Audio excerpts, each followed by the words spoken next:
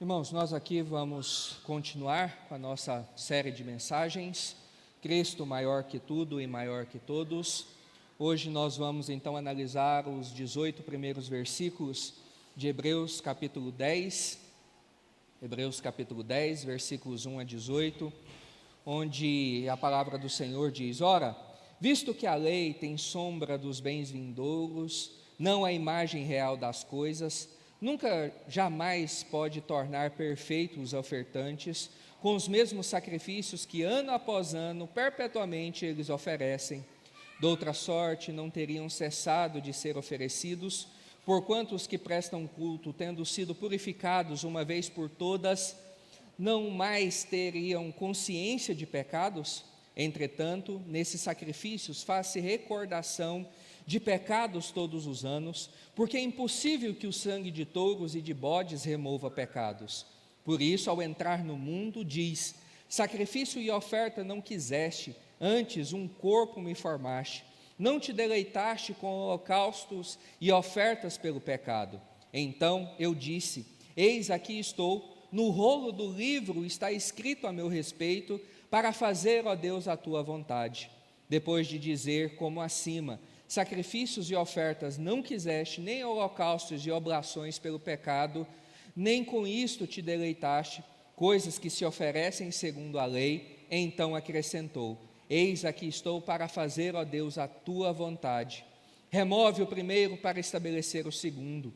Nessa vontade é que temos sido santificados mediante a oferta do corpo de Jesus Cristo, uma vez por todas. Ora, todo sacerdote se apresenta dia após dia a exercer o serviço sagrado e a oferecer muitas vezes os mesmos sacrifícios que nunca jamais podem remover pecados. Jesus, porém, tendo oferecido para sempre um único sacrifício pelos pecados, assentou-se à destra de Deus, aguardando daí em diante até que os seus inimigos sejam postos por estrado dos seus pés. Porque com uma única oferta aperfeiçoou para sempre quantos estão sendo santificados. E disto nos dá testemunho também o Espírito Santo, porquanto, após ter dito: esta é a aliança que farei com eles depois daqueles dias, diz o Senhor, porei no seu coração as minhas leis e sobre a sua mente as inscreverei. Acrescenta: também de nenhum modo me lembrarei dos seus pecados e das suas iniquidades para sempre. Ora, onde há remissão destes, já não há oferta pelo pecado. Vamos orar? Ó Deus, obrigado pela tua palavra, que mais uma vez pôde ser lida, e a nossa oração, ó Deus, é que mais uma vez o Senhor tenha misericórdia de nós, e que mais uma vez o Senhor nos use com poder e graça, e que mais uma vez a tua palavra possa ser gravada no mais profundo do nosso coração. Ensina-nos, ó Deus, a reconhecer a verdade do Senhor sobre as nossas vidas. É em teu nome, ó Cristo Jesus, que oramos. Amém. Você é uma pessoa esquecida? Você é daqueles que possui uma boa memória, ou você é daqueles que no máximo tem uma vaga lembrança? Eu confesso aos irmãos que eu me tornei aquilo que eu mais temia. Hoje, se eu não anoto, acaba caindo no mar do esquecimento. Eu falo que o meu cérebro está igual um coco, só tem água dentro. Eu estava pedindo a Deus para você não estar aqui hoje, porque falar de aspectos neurológicos com um médico neurologista presente é difícil. Se eu falar alguma besteira, a culpa é do entrevistado, viu? Não é minha. Estou seguindo o que ele falou. Em uma entrevista, um neurologista chamado Márcio Baltazar, que é pesquisador da Unicamp, ele afirma que hoje, nos nossos dias, há uma preocupação em excesso a respeito do esquecimento, a ponto de estar tornando-se uma neura entre as pessoas o medo do esquecimento, porque na mente das pessoas, segundo ele, o esquecimento logo já está ligado a uma doença cerebral ou propriamente ao Alzheimer. Então a pessoa fica ali, já começou a esquecer alguma coisa. Meu Deus do céu, já estou com Alzheimer, já preciso ir no médico. Ou seja, e nessa entrevista perguntaram para o Dr. Márcio se o esquecimento tem se tornado um mal do presente século, e ele disse que sim, mas ao mesmo tempo ele diz que esse esquecimento geral, via de regra, não está associado a uma doença cerebral. Ele vai dizer que em pessoas abaixo de 60 anos é muito comum o esquecimento. E aí ele vai dizer que existem muitas causas que vão colaborar para isso. Por exemplo, a ansiedade pode ser uma causa do esquecimento. Sintomas psiquiátricos ou psicológicos, como a depressão, pode contribuir para o esquecimento. O sono insatisfatório também pode ser uma causa. Ou seja, são inúmeras questões que podem diminuir a atenção da pessoa na execução de certas tarefas que as levam a esquecer de tais eventos. Tá certo? Oh, glória a Deus. Ou seja, em outras palavras, isso pode não ser uma doença cerebral. É simplesmente uma característica dos nossos dias, que são corridos, agitados. Não conseguimos priorizar as coisas que precisam ser priorizadas, trocamos os pés pelas mãos. A verdade é que nós nos esquecemos de tarefas que não deveríamos nos esquecer, responsabilidades que assumimos, promessas que nós fazemos às pessoas, o pastor que promete visitar a ovelha e não anota e acaba se esquecendo. Mas, por outro lado, há tantas outras coisas na vida que nós gostaríamos de esquecer, mas que nós não conseguimos.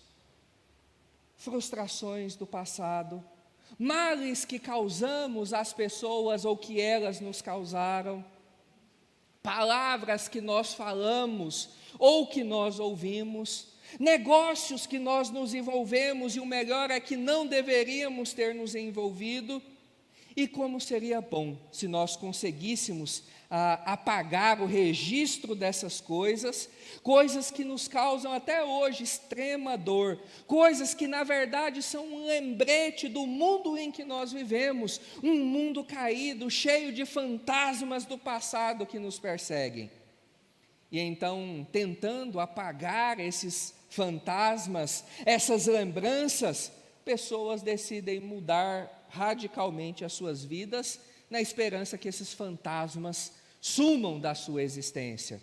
Então elas mudam o corte do cabelo, mudam o seu guarda-roupa, trocam de carro, de casa, de círculo social, mudam até mesmo de cidade e de país, na esperança de que tudo isso desapareça. Mas o que fazer? É possível apagar o rastro da maldade e da corrupção do coração do homem, que parece contaminar até mesmo os momentos mais perfeitos e melhores da nossa existência, os melhores momentos da nossa vida? Nesse texto de hoje nós veremos que nós sim podemos nos alegrar, porque a obra de Cristo tem um poder especial. É uma obra que tem a capacidade de fazer com que o pecado que causa separação entre nós e Deus não seja lembrado. Como lemos aqui agora há pouco no texto de Miqueias, que esse pecado, o seu poder e a sua influência seja dizimado, aniquilado, e assim nós podemos ser de fato verdadeiramente purificados e termos um novo relacionamento com o nosso Deus. O tema da nossa mensagem hoje é pecados esquecidos. E a primeira lição que nós aprendemos a partir desse texto é que a lei é a sombra das coisas superiores para as quais aponta. A lei é a sombra das coisas superiores para as quais aponta. O versículo 1 diz: ora, visto que a lei tem sombra dos bens vindouros, não a imagem real das coisas, nunca jamais podem tornar perfeitos os ofertantes, com os mesmos sacrifícios que ano após ano, perpetuamente eles oferecem.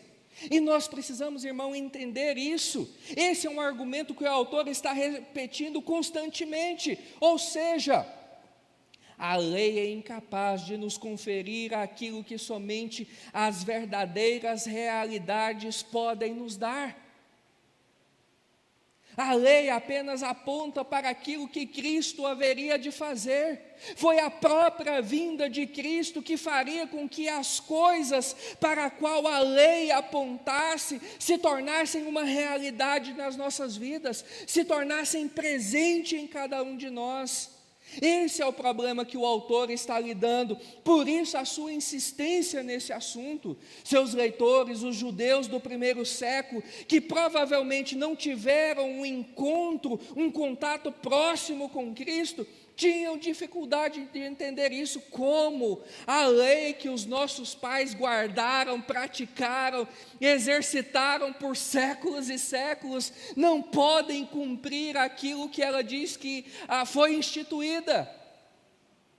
Veja, se de fato o sistema sacrificial do Antigo Testamento fosse suficiente para resolver o problema dos pecados, por que então ele precisava ser repetido todos os anos? E aí, para a gente ilustrar isso, é como se você pegasse todas as suas economias e comprasse um imóvel. E aí você pensa, agora eu sou o proprietário. Mas, na verdade, você é obrigado, todos os anos, a pagar a mesma quantia que você pagou anteriormente para o proprietário. Ou seja, você não é proprietário, você todos os anos precisa se manter proprietário da coisa, você não possui aquela realidade. Em outras palavras, o sistema sacrificial levítico funcionava como uma espécie de aluguel. Você paga todos os meses para você continuar morando naquele local. E é por isso que no versículo 3, o autor nos mostra um persistente lembrete dos nossos pecados. Por causa desses ritos anuais, dessa repetição constante, de não se resolver o problema de uma vez por todas, o pecado sempre fica latente, vem sempre esse lembrete.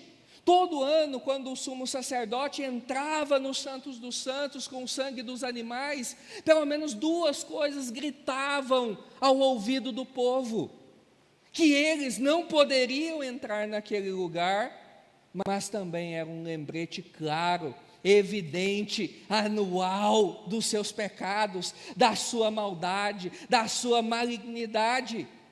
Mas essa é uma das funções da lei, apontar para os nossos pecados. Por isso, irmãos, não desiste de vir na minha aula de cosmovisão. Eu vou continuar batendo em você e em mim também. Não pense que as chicotadas não doeram também em mim, porque eu muitas vezes também tenho uma mente dicotômica no que diz respeito ao trabalho.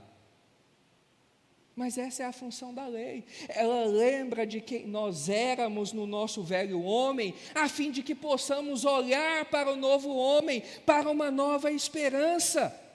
Talvez essa seja a sensação quando você vem à igreja. Semanalmente, um dos aspectos do culto público é a pregação da palavra. Inclusive, a igreja que você vai, se esse não é o ponto mais importante da sua igreja, a pregação da palavra, saia dessa igreja.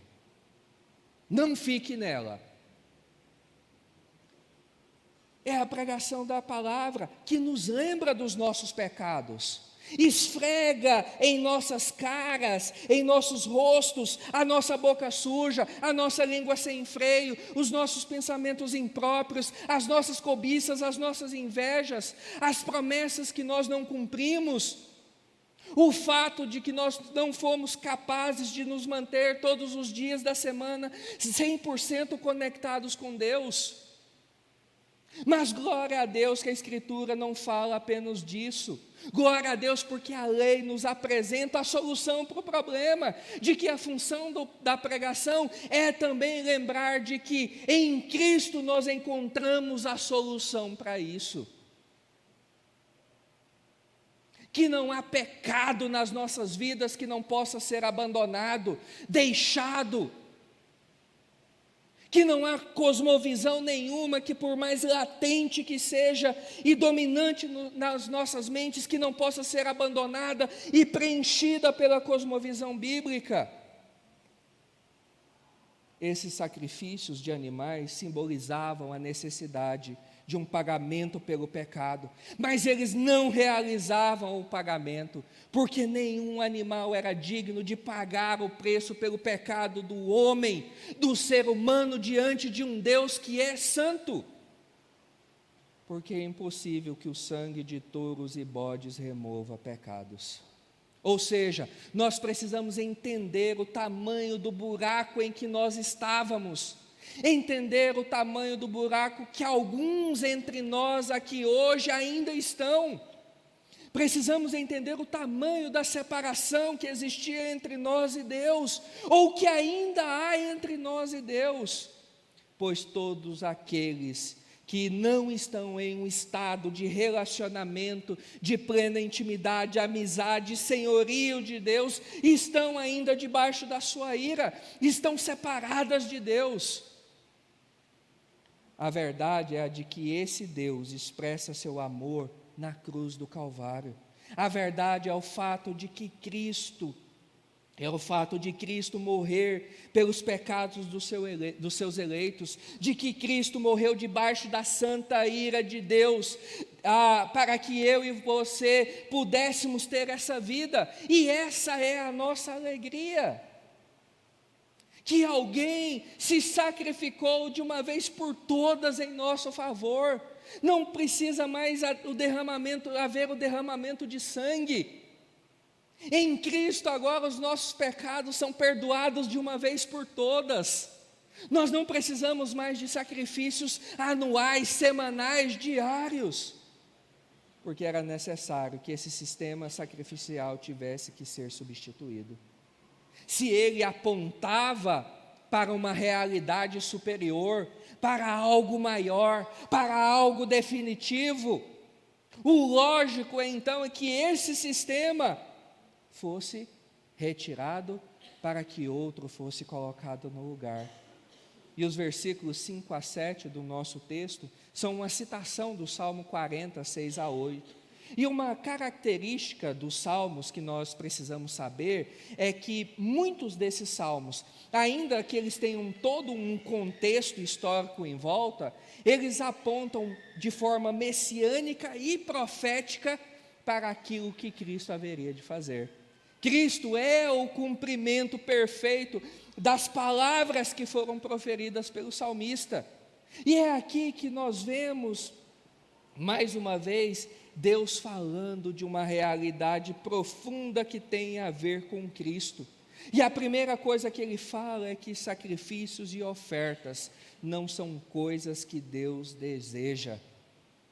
Ainda que Deus tenha estipulado esse sistema, essa não é a realidade final que Deus queria para cada um de nós. O que Deus quer de nós é algo muito mais profundo, é uma transformação que não tem a ver com ritos externos, mas com uma realidade interna transformada. Se somente o externo fosse importante, os fariseus do Novo Testamento não seriam tantas vezes confrontados por Cristo. Por que os fariseus são confrontados por Cristo? Porque eles se importavam com o externo e não com o externo. Tinha uma realidade externa adornada de beleza, mas eram como sepulcros caiados.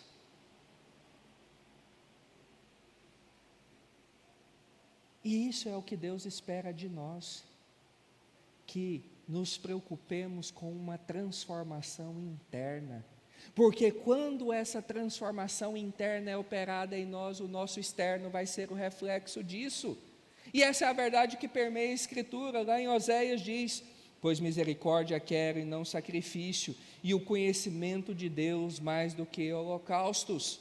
O que Deus requer de nós não é simplesmente uma série de comportamentos ritualísticos. Ele quer de fato misericórdia, Ele quer um sacrifício do coração, Ele quer uma vida consagrada. Sabe, irmãos, por que nós criamos tantas regras na nossa vida? Para que a gente tenha espaço para pecar em outras.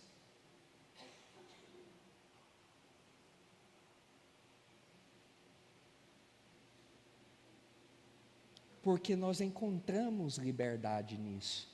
Porque eu fiz isso, porque eu dei o dízimo, como o pastor Aguinaldo citou aqui na oração do fariseu e do publicano. Ele acreditava que porque ele dava o dízimo, que ele era aquilo outro, ele era alguém digno do Senhor olhar para ele. E o problema é que nós não somos assim. É mais fácil para nós realizarmos coisas externas do que de fato sermos verdadeiramente transformados, agirmos em adoração genuína, produzindo frutos de justiça, frutos sinceros diante de Deus. Muitas vezes, irmãos, nós encaramos a nossa atividade cultica de domingo simplesmente como um passe. Eu venho aqui, cumpro a minha obrigação, porque no Brasil, domingo é dia de ir na igreja. Então eu vou na igreja, cumpro a minha obrigação como todo brasileiro, e então durante a semana eu tenho a liberdade de fazer o que eu bem entender, o que eu bem quiser. Porque eu transformei a minha vida em um simples ritual. Mas a segunda coisa que fala é que o que Deus haveria de fazer é criar uma pessoa cujos ouvidos e a vida estivesse totalmente consagrada para a vontade dEle. Deus iria criar um servo na terra, o próprio Deus vivo e encarnado, cuja vida seria toda ouvidos, cuja vida seria totalmente consagrada a Deus. E o salmista, lembre-se que essa é uma citação do Salmo 40, entenda que esse texto está falando do Messias, então ele diz: eis aqui estou, no rolo do livro está escrito a meu respeito, para fazer, ó Deus, a tua vontade. Cristo entendia tão bem essa verdade, Cristo entendia tão bem que Ele era esse servo obediente, fiel, que Ele faz isso por diversas vezes ao longo da sua caminhada nesse mundo. O Evangelho de João registra esse entendimento de Cristo, de que Ele não veio ao mundo para fazer a sua vontade, mas a vontade de Deus. Ele entendia que a sua vida estava em consonância com as promessas do Antigo Testamento, de que Ele era o cumprimento de todas essas coisas. Por isso, Deus precisa remover o primeiro sistema para substituir pelo segundo, chamado Cristo. E é nessa vontade de Deus que nós somos santificados, é nessa vida de Cristo que eu e você temos a esperança de um novo viver, de uma nova caminhada, de uma nova resolução para os problemas. Assim, irmãos, como os destinatários dessa carta, nós estamos como eles, tentando encontrar solução para a nossa vida em qualquer outra coisa que não seja o Senhor. Nós tentamos encontrar resposta, nós tentamos encontrar solução, nós tentamos encontrar direção em qualquer outra coisa que não no Senhor. É por isso que a gente vive batendo cabeça. É por isso que nós continuamos quebrando a cara. É por isso que o meu casamento continua em ruína como ele está. É por isso que o meu relacionamento com os meus filhos está deteriorado como está.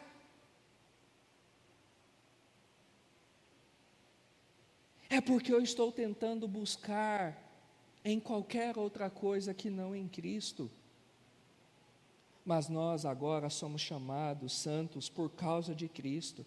Não somos santos porque vivemos todos os dias da nossa vida sem pecado, mas porque aquele que é perfeitamente santo, Cristo, em todas as coisas, obediente em tudo. E ele exemplifica isso utilizando um princípio interessante, algo que eu e você precisamos aprender, de que obediência conduz a sacrifício. A questão é que vivemos de forma contrária. A gente tem até vontade de obedecer, mas não estamos dispostos a nos sacrificar. E aí você pode me perguntar, mas pastor, eu preciso morrer como Cristo? Não, até porque nós não temos capacidade para isso. Mas a vida de Cristo nos mostra como a nossa vida vai ser. A vida de Cristo nos mostra que nós devemos ser obedientes a Deus, e que isso significa carregar em nós as marcas de Cristo. Sofrer nesse mundo, muitas vezes como Ele sofreu. A Bíblia diz que nós seríamos reconhecidos como tais. Se você está sofrendo no corpo as marcas de Cristo, não apenas perseguido pela sua fé, mas sofrendo nesse mundo, tentando ser um santo em meio a um mundo de pecados, isso é uma coisa boa. Não veja isso como algo ruim. Isso significa que Deus está nos aperfeiçoando, de que Deus está trabalhando em nós, de que Deus está nos santificando de forma progressiva.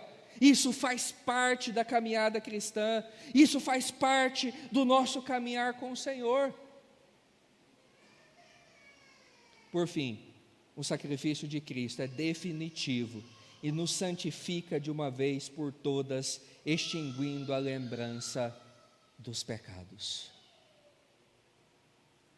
Entre os versículos 11 e 13, o autor insere um novo contexto, um conceito, um novo contraste, ainda que eu e você não percebamos, a diferença entre estar de pé e a diferença entre estar sentado.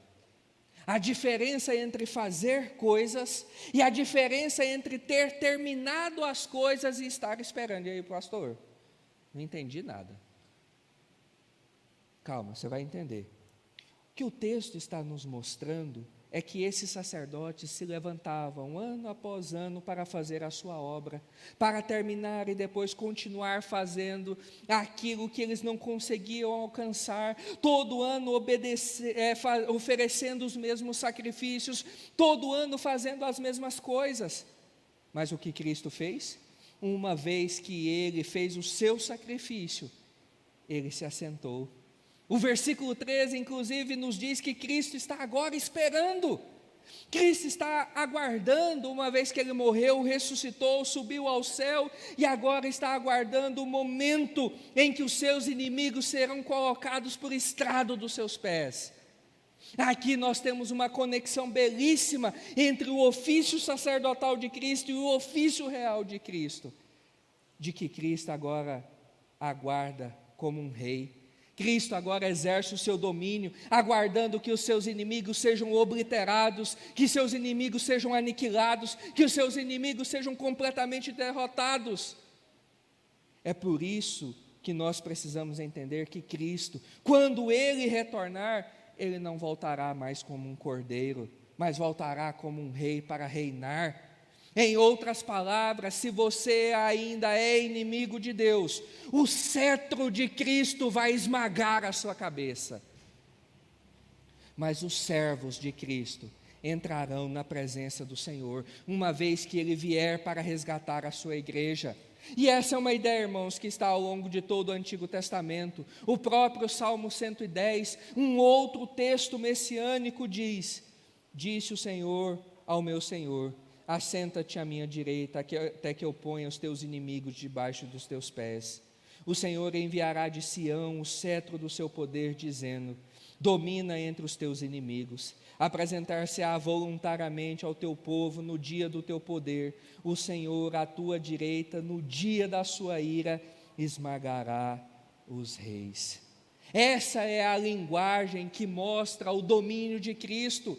A forma como a obra dele está caminhando para isso, uma demonstração visível, pública, a todo olho de quem Cristo verdadeiramente é, o Rei que vem para reinar. Por isso nós podemos confiar na obra de Cristo, porque Cristo completa essa obra, Ele amarra essa obra dominando sobre ela, Ele amarra essa obra reinando perpetuamente, porque com uma única oferta aperfeiçoou para sempre quantos estão sendo santificados.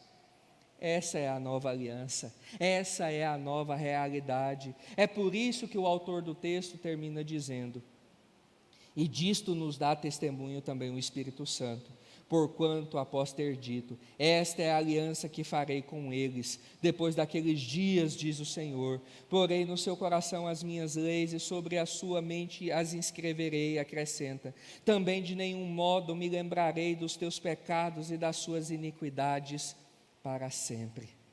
Deus não apenas escreverá em nossos corações e mentes a sua lei, mas Deus não se lembrará mais dos nossos pecados. Uma vez que a obra de Cristo foi feita e completada, o pecado não tem mais domínio sobre nós. Por isso, meu irmão, não existe essa ideia de que você não consegue vencer o seu pecado. Se você ainda não venceu, é porque você não está confiando em Cristo. É porque você está confiando em qualquer outra coisa menos Cristo. A Bíblia não está falando aqui de que os fatos históricos serão apagados. Não é como se essas coisas não tivessem acontecido, mas no sentido de que os pecados não têm mais poder sobre nós. Logo, não devemos usar os pecados das pessoas contra elas. Se Deus tem a capacidade de nos perdoar tudo o que nós fizemos, isso significa que nós também devemos assim agir com as outras pessoas. Não temos o direito de ficarmos puxando o passado da outra pessoa. Ela é uma nova criatura, ela tem uma caminhada com Deus. Pare, meu irmão, de ficar trabalhando como coveiro, de ficar desenterrando o defunto,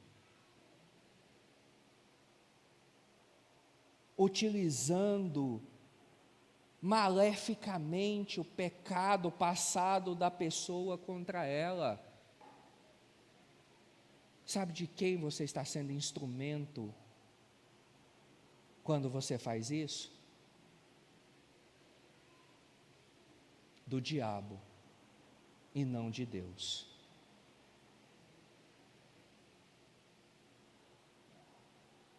Mas se Deus esquece dos nossos pecados, nós precisamos também nos arrepender e abandonar essas práticas. Veja, se Deus não se lembra mais das nossas mentiras, se para Deus não importa mais o que fizemos na nossa vida antiga, isso significa que nós não temos mais motivos para continuar nessas práticas. Essas coisas não têm mais domínio sobre nós. Precisamos nos arrepender e nos esforçar para abandonar a prática do pecado.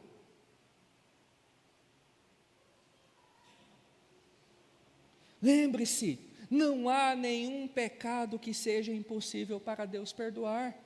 A cruz tem poder para nos perdoar, a cruz tem poder para nos fazer pessoas novas. O nosso Deus tem uma incrível habilidade para se lembrar das coisas que necessitam ser lembradas, mas se esquecer das coisas que necessitam ser esquecidas. Porque Deus se lembra das suas promessas, é que hoje nós fomos alçados ao status de filhos de Deus, co-herdeiros, nós moraremos na Canaã celestial, temos o Espírito de Deus habitando em nós, e estamos aqui hoje. Mas também só estamos aqui hoje porque Deus se esquece, na cruz do Calvário, daquilo que era contra mim e contra você. O pecado que nos servia de punição foi pago por Cristo, e nós podemos andar em novidade de vida. Por fim, aprenda hoje a se lembrar do que necessita ser lembrado e a se esquecer do que necessita ser esquecido. Vamos orar. Vamos nos colocar de pé. Nós vamos orar e logo em seguida receberemos a bênção do Senhor. E aí eu peço que você se assente. Ó Deus, obrigado por essa verdade tão belíssima, que os nossos pecados são lançados no mais profundo abismo, de que o Senhor, ó Deus, deles não mais se lembra. E nos perdoe, ó Deus, por ainda insistirmos em criar inúmeros ritos para tentarmos nos auto-justificar, para encontrarmos liberdade para o nosso pecado. Ó Deus, no nome de Jesus, ajuda-nos, ó Deus, a copiarmos o exemplo do Senhor sobre as nossas vidas, a esquecermos o que precisa ser esquecido, a nos lembrar do que precisa ser lembrado. Louvado seja o teu nome, porque o Senhor se lembra das suas promessas, e essa é a causa de nós hoje sermos filhos do Senhor. Mas também, ó Deus, que essa realidade nos mova a desenvolvermos uma vida mais santa, mais íntima, mais pura com o Senhor. É em teu nome, ó Cristo, que nós oramos. Amém. E agora, irmãos, que a graça do nosso Senhor Jesus Cristo, o amor de Deus, o nosso Pai, as ternas e eternas consolações do Espírito Santo de Deus, repousem sobre vós e sobre todo o povo de Deus espalhado sobre a face da terra, hoje e para todo sempre. Amém.